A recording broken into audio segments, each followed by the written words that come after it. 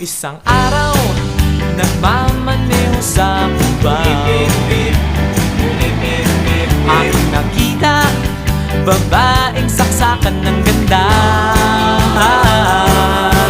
Sinundan ko ang kotseng sinasakyan niya, hindi ko nakitang may dumarating pala. Hindi ko naiwasan, kami bigla nagkabanggaan.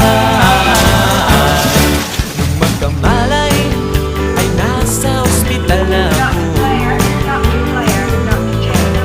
Nasikaso ng doktor na pili ng nanay ko. Biglang-bigla na lang ang nurse nandyan na, at para kong nakitang anghel sa ganda.